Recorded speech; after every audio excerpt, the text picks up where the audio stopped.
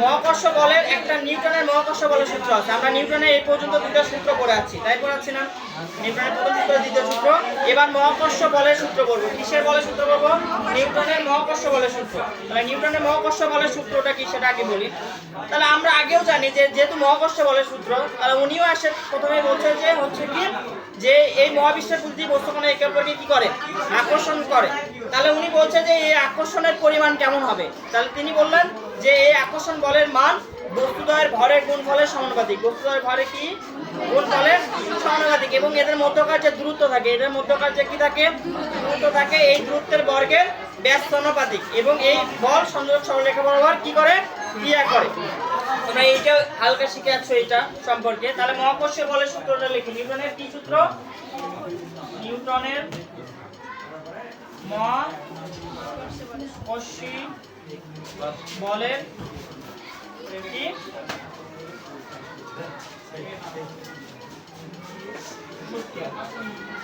নিউটনের মহাকর্ষীয় বলের সূত্র কি? মহাবিশ্বের প্রতিটি বস্তুকণা একে অপরকে কি করে? একই। এইটা মহাকর্ষ যাতে সেটা লিখবো আগে, সেটা উনিও বলতে এই মহাবিশ্বের প্রতিটি বস্তুকণা একে অপরকে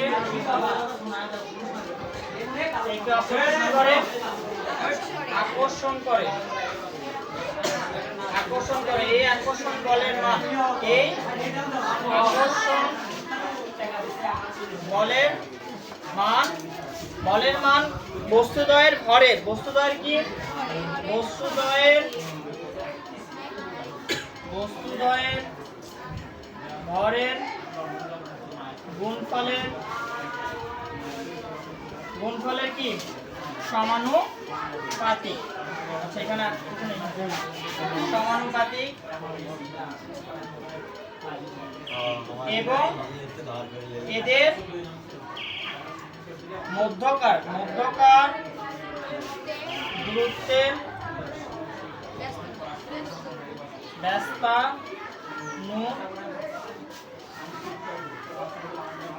ব্যস্তানুপাতিক। এই বল সংযোগ সরলরেখা বরাবর কি করে? ক্রিয়া করে। এই বল সংযোজক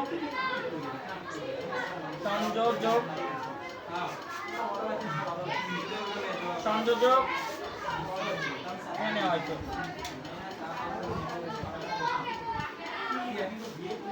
সংযোজক সরলরেখা বরাবর করে ক্রিয়া করে। আচ্ছা, এটার একটা গাণিতিক রূপ আমরা শিখবো। তাহলে ধরো যে এটা একটা বস্তু, এটা একটা কি? আমাদের আকর্ষণ হতে হলে কয়টা বস্তু লাগবে? কমপক্ষে দুইটা বস্তু লাগবে, তাই লাগবে না? তাহলে ধরো এটা একটা m1 ভরের একটা বস্তু। কি অন ভরের বস্তু? এইটা একটা m2 ভরের বস্তু। কি ভরের বস্তু? m2 ভরের বস্তু। আচ্ছা, এখান থেকে এখানে একটা দূরত্ব আছে। কি আছে?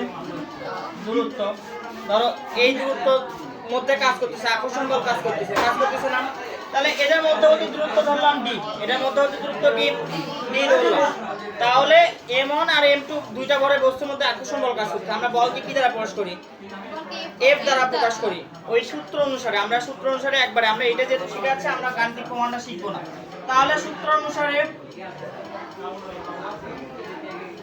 আচ্ছা, আমাদের প্রথমে কি বলো? দেখো যে কি বলো, এই আকর্ষণ বলের মান।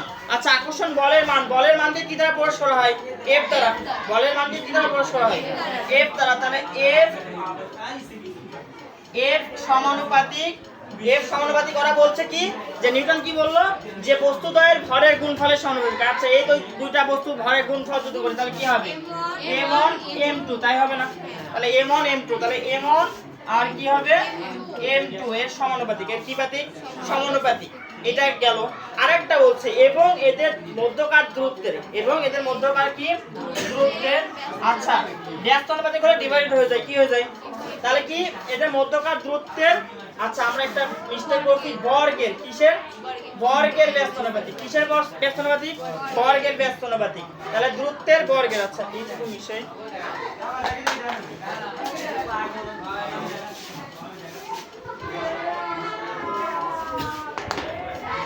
মধ্যকার দূরত্বের বর্গের কি বর্গের। আচ্ছা দূরত্ব কি ছিল বলো তো ডি, তাহলে দূরত্বের উপর যদি বর্গ করি তাহলে কি হবে ডি স্কয়ার, তাই হবে কিনা? তাহলে দূরত্বের বর্গের কি হবে ব্যস্ত অনুপাতিক, কি পাতিক ব্যস্ত অনুপাতিক। এটা পাইলাম আমরা। এখান থেকে একটা সূত্র পাবো আমরা। তার আগে একটু চিন্তা করি, আমাদের পরীক্ষায় আসে, যেটা পরীক্ষায় টিকে বেশি আসে সেটা কি, যে বস্তুদ্বয়ের যদি ভর দ্বিগুণ করা হয়, বস্তুদ্বয়ের ভর কি করা হয়। তার আগে একটা কথা মনে রাখবা যে সমানুপাতিক মানে কি, সমানুপাতিক মানে একটা যে হারে বাড়বে অন্যটাও সে হারে বাড়বে। সমানুপাতিক মানে কি একই হারে বাড়া, সমানুপাতিক মানে কি একই হারে বাড়া। আর ব্যস্তানুপাতিক মানে মনে রাখবা একটা বাড়লে আর একটা কমে।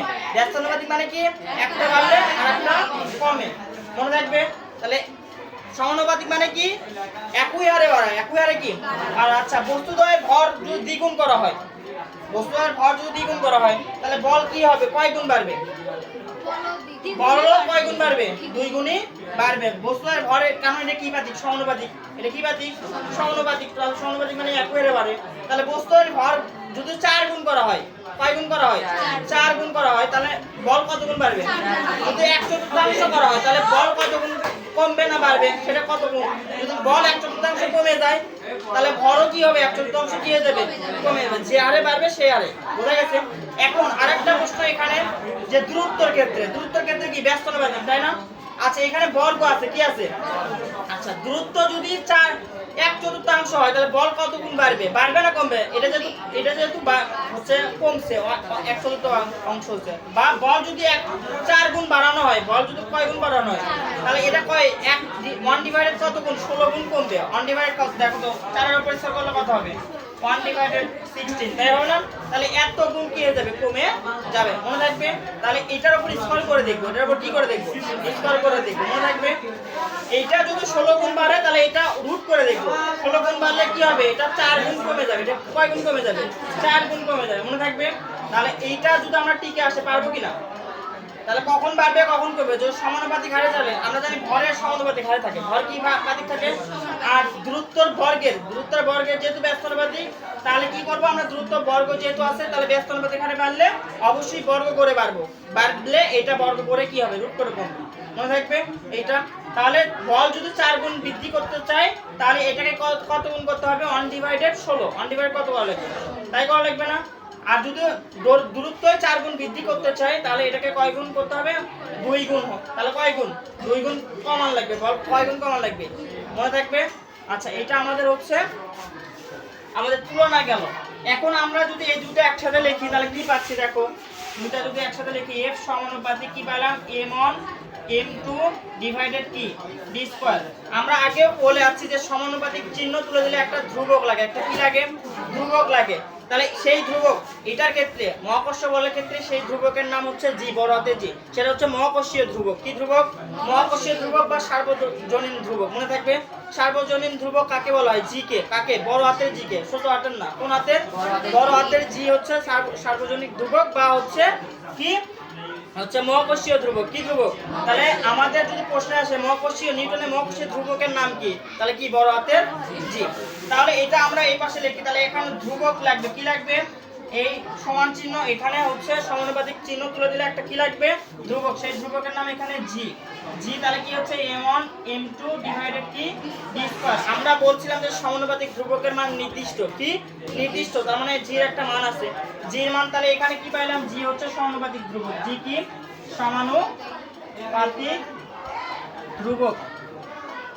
তাহলে সমানুপাতিক ধ্রুবকের একটা মান আছে, সমানুপাতিক ধ্রুবকের মান 6.673 গুণন 10 to the power inverse 11 newton metre square per KG square, per কি স্কয়ার, এটা আমাদের হচ্ছে একক, নিউটন মিটার স্কয়ার পার কি কেজি স্কয়ার। এটা অবশ্যই মনে রাখতে হবে। তাহলে সার্বজনীন ধ্রুবক জি অথবা মহাকর্ষীয় ধ্রুবক জির মান কত 6.673 গুণন 10 টু দি পাওয়ার ইনভার্স 11 গুণন 11 নিউটন মিটার স্কয়ার পার কি কেজি স্কয়ার। বোঝা গেছে?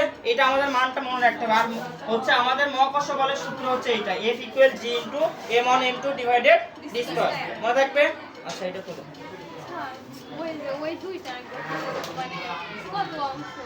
কত অংশ বাড়বে বা কত অংশ, এটা যদি ভর যদি বলে ভরের সাথে, তাহলে ভর কি ছিল সমানুপাতিক, যদি উভয় বস্তুর ভর যদি দ্বিগুণ করা হয়, কোনো একটা উভয় বস্তুর ভরকে কি করা হলো, দ্বিগুণ করা হলো, তাহলে বলও কয় গুণ বাড়বে, দ্বিগুণই বাড়বে। যদি 4 গুণ করি 4 গুণ করবে, যদি হাফ করা হয়, অর্ধেক করা হয়, তাহলে কি হবে, ওটাও অর্ধেক হয়ে যাবে।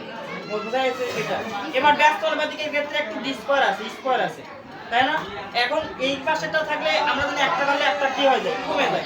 তাহলে আমরা যদি বল 4 গুণ বাড়াই, তাহলে বল যদি 4 গুণ বাড়াতে চাই, তাহলে দূরত্ব কত গুণ করবে, 1 ডিভাইডেড, তাহলে কত, 16 গুণ কমে যাবে, 16 গুণ কি হয়ে যাবে, কমে যাবে। তাহলে বল যদি 4 গুণ বাড়ায়, তাহলে দূরত্ব কত গুণ কমবে, 16 গুণ, 16 গুণ কি হয়ে যাবে, কমে যাবে।